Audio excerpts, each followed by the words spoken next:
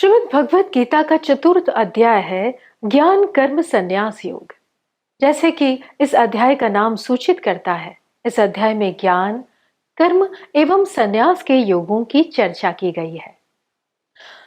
इस अध्याय में भगवान श्री कृष्ण अर्जुन को दिए जाने वाले दिव्य ज्ञान के आदिकालीन उद्गम को प्रकट करते हुए उसमें उसके विश्वास को पुष्ट करते हैं।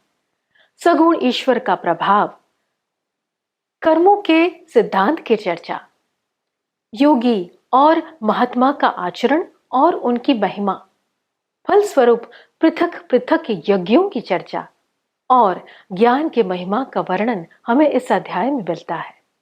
नमस्ते मित्रों, आज हम भगवत गीता के 4th चैप्टर ज्ञान कर्म संन्यास योग के बारे में बताएंगे, जहाँ पे 42 श्लोक्स की चर्चा यहाँ भगवान ने किया है।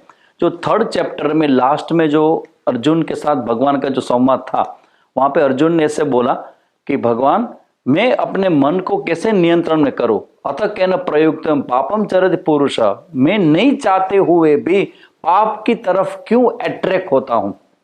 और वहां पे भगवान ने जो उपदेश दिया, काम क्रोध लोभ, ये जो सारी घटनाएं हैं वो सारे इमोशंस है जो तेरे अंदर पाप की ओर तेरे को अट्रैक्ट करते हैं। ये प्रश्न बराबर समझ लें, जिसको बोलते हैं साइकोलॉजी ऑफ भगवत गीता।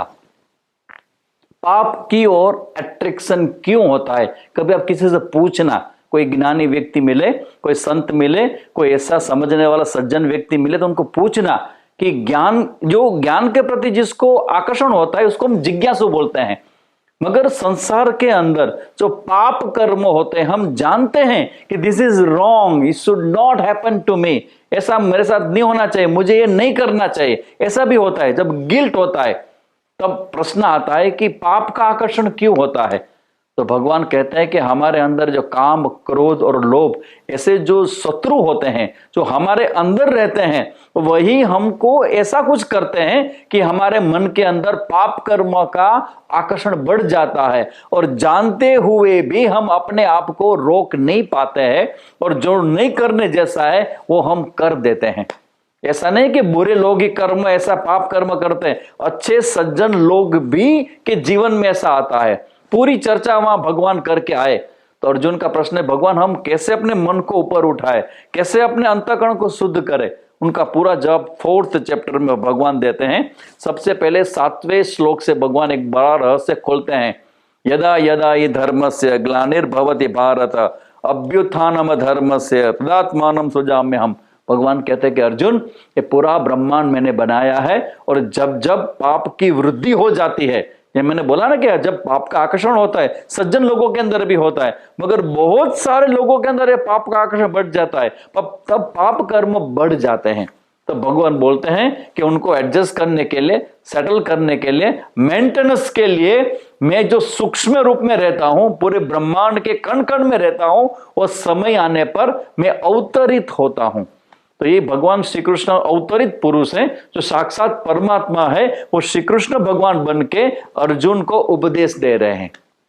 ऐसी बात यहां करते हैं। उनके बाद जो भगवान जो बताते हैं कि आपके जीवन में अगर जीवन को जीतना है, तो एक बात मैं आपको बता दूं, क्या है कि आपका जो कर्म फल है उनकी आसक्ति नहीं रखना, अपना कर्म करना है। मैं जो आप बोल रहे हो ना कि मेरे जीवन में पाप होता है, मेरा अंतःकरण अशुद्ध हो जाता है, तो भगवान का जवाब है कि आप अपना जो कर्म है, उनका जो फल है, वो फल की आसक्ति नहीं रखना। आसक्ति का मतलब होता है आग्रह। आग्रह का मतलब होता है इतना तो मिलना ही चाहिए, अगर नहीं मिलेगा तो मैं मर जाऊंगा, अगर नहीं मिलेगा तो मैं कुछ भी गलत कर दूंगा। तो ये जो बात है, भगवान यहाँ एडवाइस करते हैं। भगवान कहते हैं कि आपके अंदर एक कर्म फल की जो आसक्ति है, वो आपको पाप की ओर प्रेरित करता है।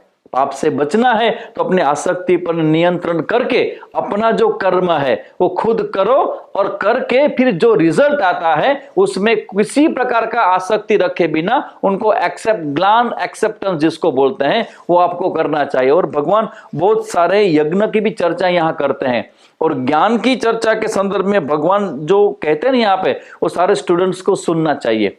ज्ञान कैसे मिलता है? गुरुजी के साथ, हमारे आचार्य के साथ, प्रोफेसर के साथ, टीचर के साथ हमें कैसा बिहेव करना चाहिए। तद्विद्धि प्रणिपातेन परिप्रश्नेन सेवया उपदेक्षन्ति ते ज्ञानम ज्ञानिनः तत्वदर्शिनः।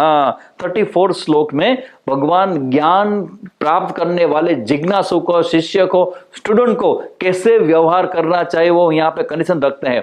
आप सोचिए, अगर ये बात सारे स्टूडेंट को मालूम हो, माता पिता को मालूम हो, तो वो पढ़ने से पहले ही अपने मन को तैयार कर लेता है कि टीचर के साथ कैसे बिहेव करना है, गुरु के साथ किस प्रकार के हमें जाना है, कौन सा भाव लेके जाना है।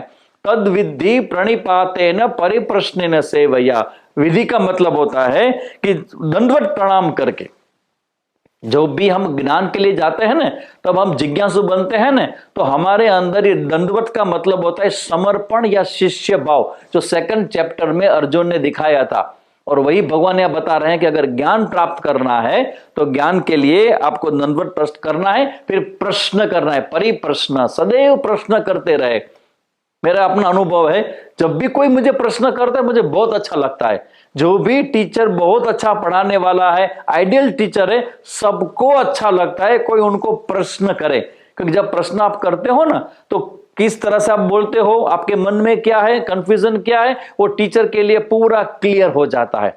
उसके बाद टीचर को मालूम है कहां पे ऑपरेशन करना है। इसलिए भगवान कहते हैं परिप्रश्नेन सेवया, मतलब कि टीचर का शिक्षक के लिए जो भी सेवा करना है विद्यार्थी को वो करना ही चाहिए। कोई शर्म नहीं रखना है कि मैं अपने टीचर की क्यों सेवा करूं।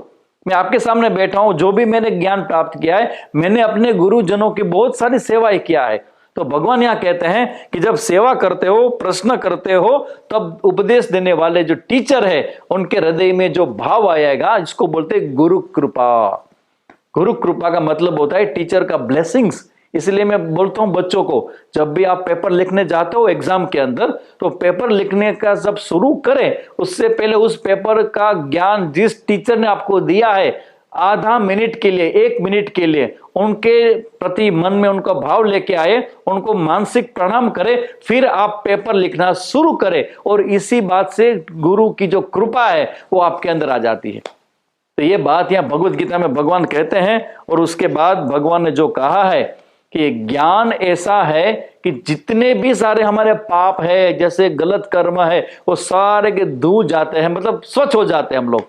वो भगवान यहां कहते हैं कि अभी चेतसि पापेभ्य सर्वेभ्य पाप कृतमः।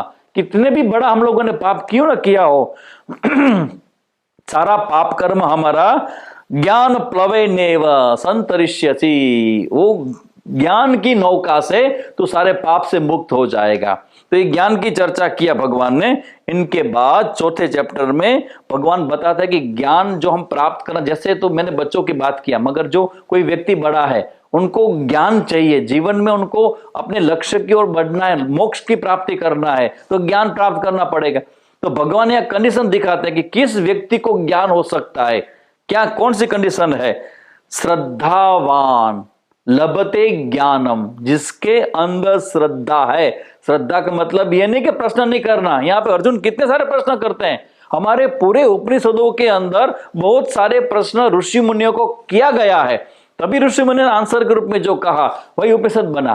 तो प्रश्नोत्तर का कभी हम विरोध नहीं करते हैं, मगर कुतर्क जो होता है उनके लिए भगवान कहते हैं कि जो आपके टीचर है, आपके शिक्षक है, जो ज्ञान देने वाले हैं, उनके प्रति श्रद्धा रखे। श्रद्धावान लभते ज्ञानम तत्परः।